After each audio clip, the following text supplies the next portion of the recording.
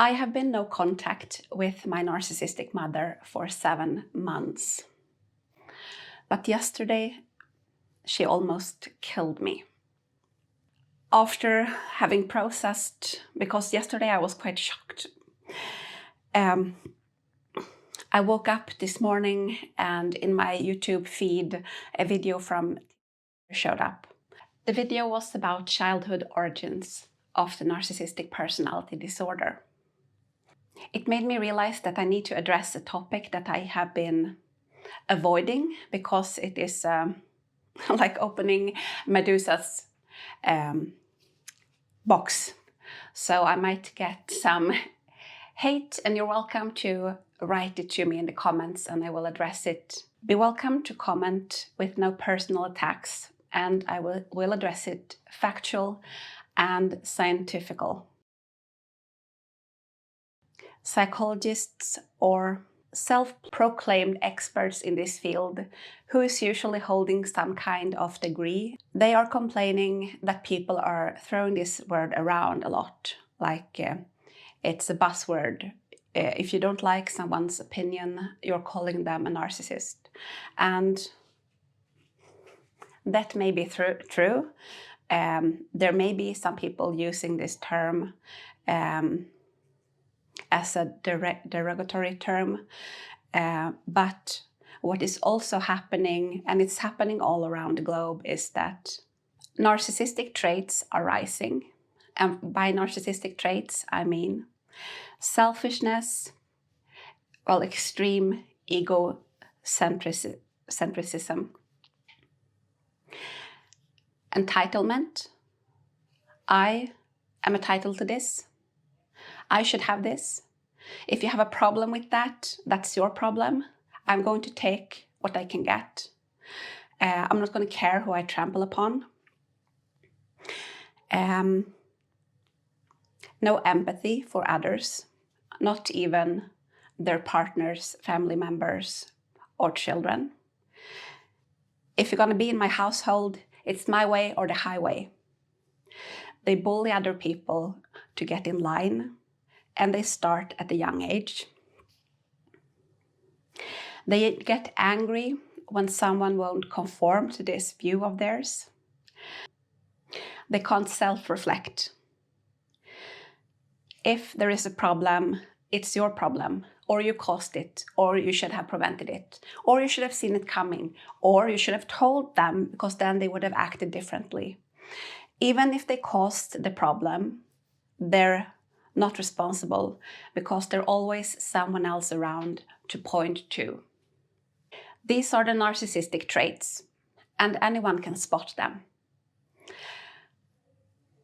Although the diagnosis, if you stamp someone in their medical record with a diagnosis, yes, then you should be a psychiatrist or perhaps a clinical psychologist that have experience with these personality disorders.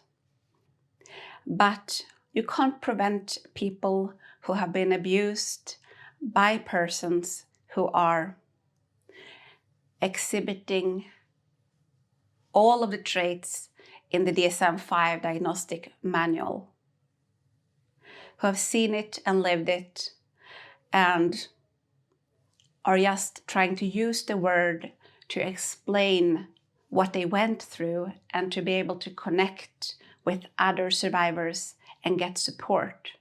Because that's what we're doing. We're not interested in diagnosing the abusers, but we need to have a language to speak with each other about these issues.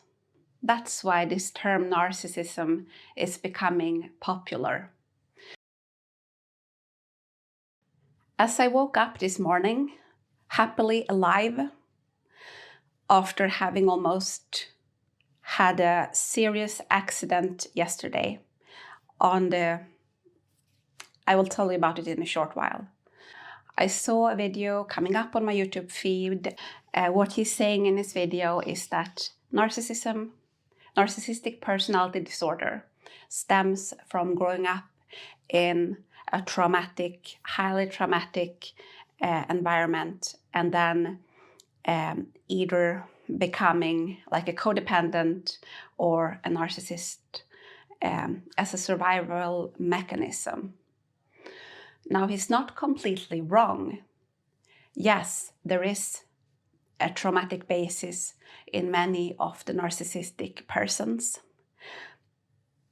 The ones that I know, they grew up in narcissistic, highly traumatic environment where they were abused or had to witness abuse and was definitely manipulated and emotionally abused in severe ways, and they were not allowed to develop a stable, healthy core.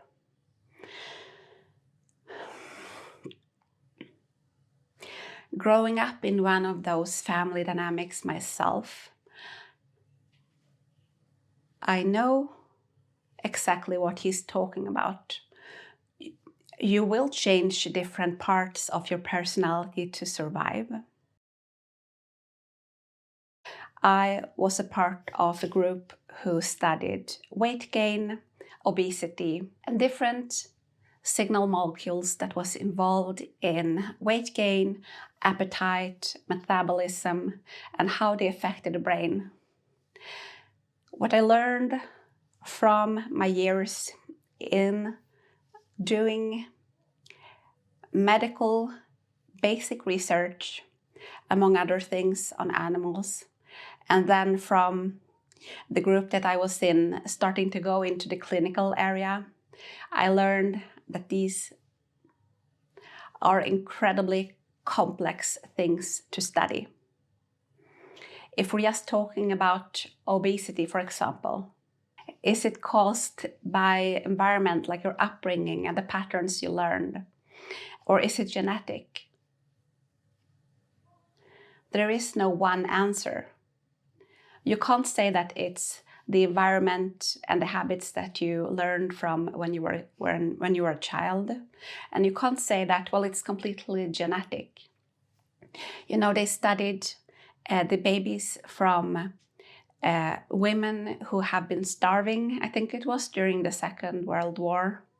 Those who had been put on rations.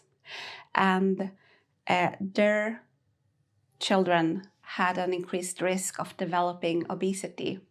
And that was because of not genetic changes, that doesn't happen that quickly. It was because of epigenetic changes. That means methylations on the genome that changes like the expression of proteins. So that's also a factor that's complicating the area of genetics. It's not only the code that's in the DNA, it's also the epigenetic patterns.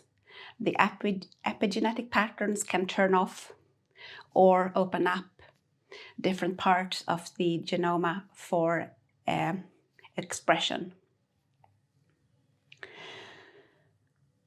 I also learned from doing clinical research that trying to study a group of humans, trying to put them on a diet, study their metabolism or eating patterns is extremely complex, because you can't lock people in little boxes like you do with a research animal and prevent any outside influence.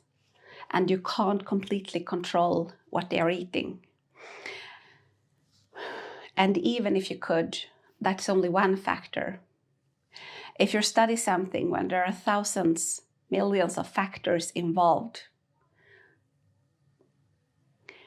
you better have some very clear evidence when you're holding up one factor and saying, well, it's genetic. Have you found a gene for narcissistic personality disorder? Because if you found that gene, I think you would get a Nobel Prize.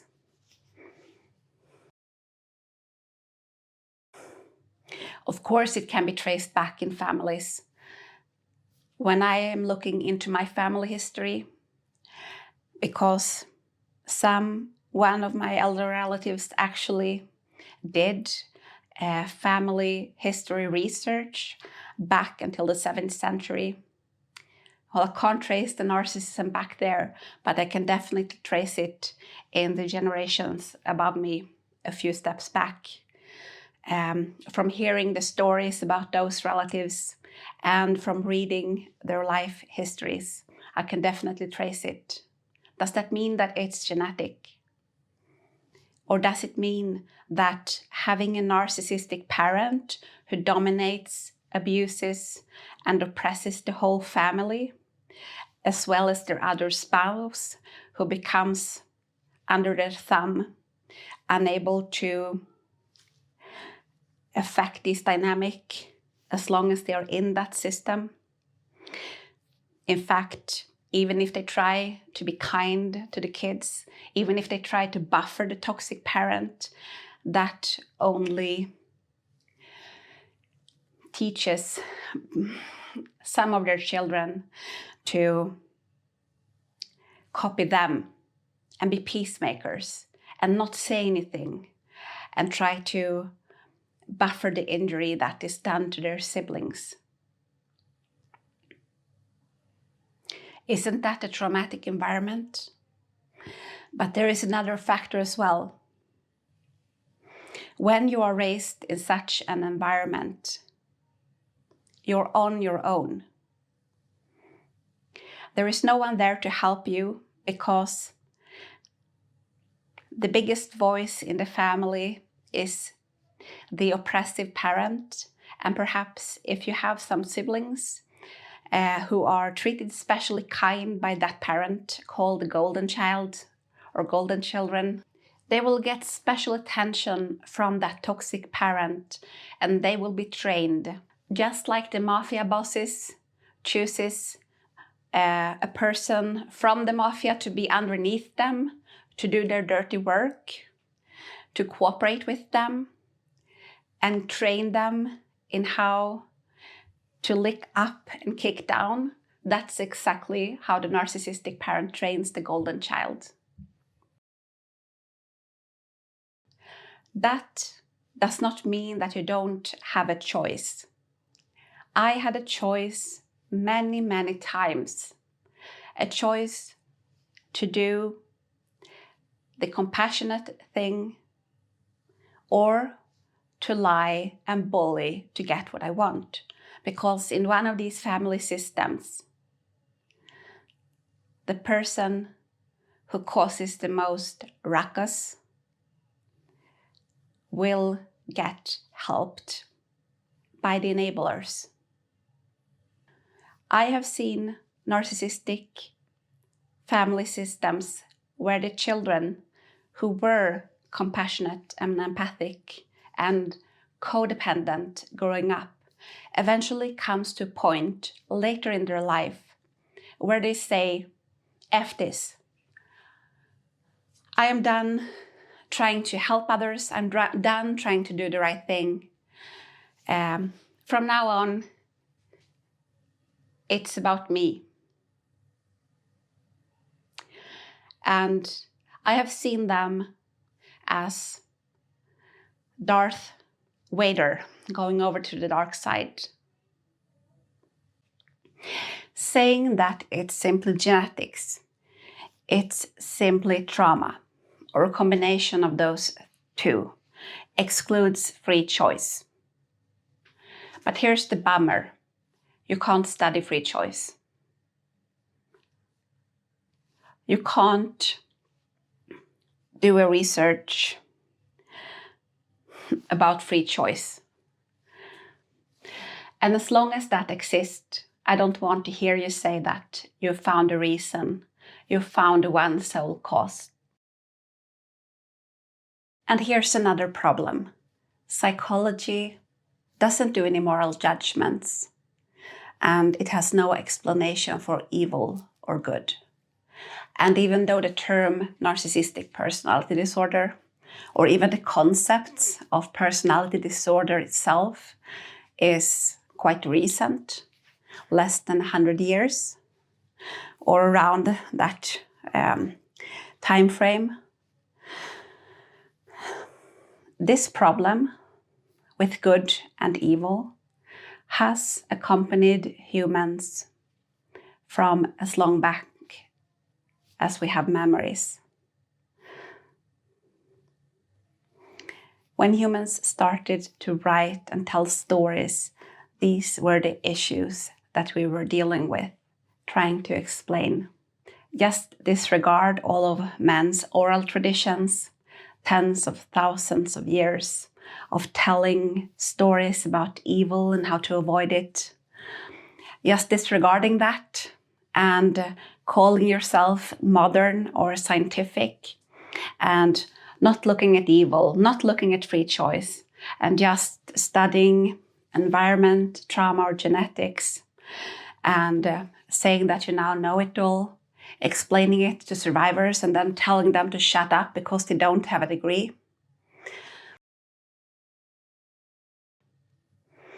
Now I will tell you what happened to me yesterday. But I have to go back in time about a year ago. Having for the third time left my home with my kids because my ex-husband, who is stalking us and threatening us, and has at one point threatened me at knife point. Not one point, actually twice. He has done that, and he has threatened to take my life. And he has said that he will take my kids abroad. He has said that those kids belongs to his family, and he will say that I will come to get them no matter what you think. That man, who at one point lifted my daughter up in the head, saying that he will crack her neck. That man who, when I left my home with my kids, not without preparing him, yelled from our living room window at the top of his voice, come back here. And I had to run with one kid in each hand to the bus stop,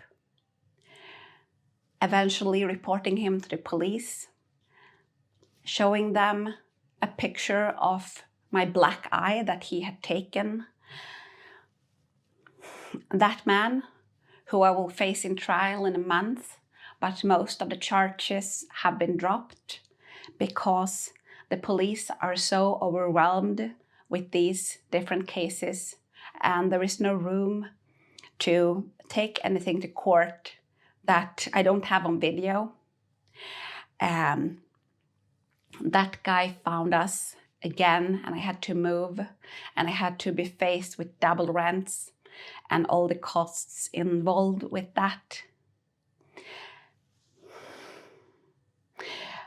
In that process, after moving the third time, my mother, who I was then in contact with, offered to help me. And she said that through my younger brother, they would buy me a car and I would pay for it, but he could arrange, because he is a civil engineer and knows a lot about mechanics and cars. He will go and pick out a car for me that is good. And he did that, and I paid him for it. But before my mother drove it to me across the country, she asked me, should I get some new decks for the car, because these are worn out. If you send me the payment, we will order them, and then I will take it to the mechanical shop and put them on for you before I take the car to you, so that you don't have to think about that. She drove that car up to my home, and she made a great fuss about how she had to drive very slowly, because when you've just changed the cars to the winter tires and there are new tires, then you should go slowly for the first 100 miles so that, well, I don't know, it's supposedly better for the tires so they don't get worn quickly. And I paid for those tires and for the changing of the new tires. Yesterday, less than a year after I had my new tires, one of them exploded on the highway. If you don't know about tire explosions, they can be deadly. because, well, you lose this, like the steering ability, and in this case it was one of my front wheels. But luckily I heard some noise, or I felt something in the car before it happened, so I slowed down, so I wasn't going as quickly when I got this control with steering the car. Luckily. What would have happened to my kids if I'd been in an accident yesterday on the highway? What would have happened to my kids if my ex-husband would have succeeded when he went after me with the knife and he put it to my stomach? What would have happened to my kids?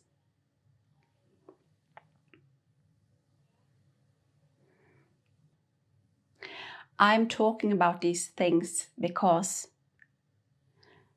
as we're speaking, like in the duration of this video, another woman has been killed. That's how often it happens. And it doesn't happen as a crime of passion, although this is not commonly spoken about. It happens, most of those homicides or femicides are planned by the man. I will link to a video that I have about coercive control and the 8 stages that lead to the final deadly act. I will link it in the end of this video so that you can watch that, because it will clear up a lot of confusion.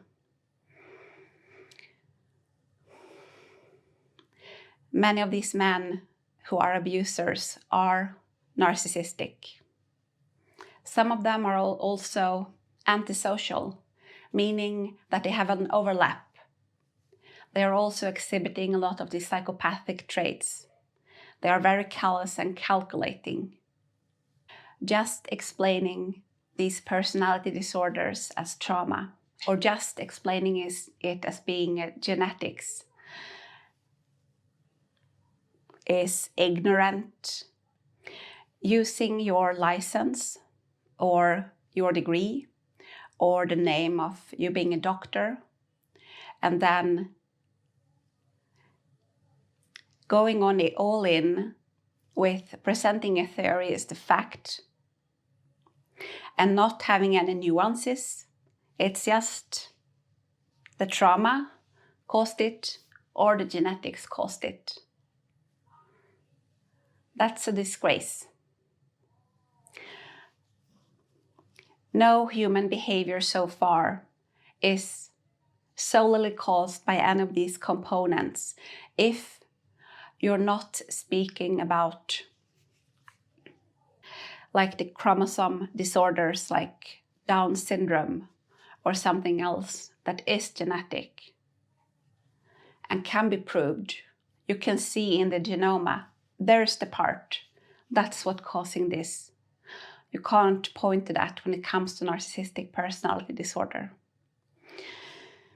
If you say that this is something that is only caused by trauma, it's completely understandable if you look at what a child goes through during the childhood in these highly traumatic environments.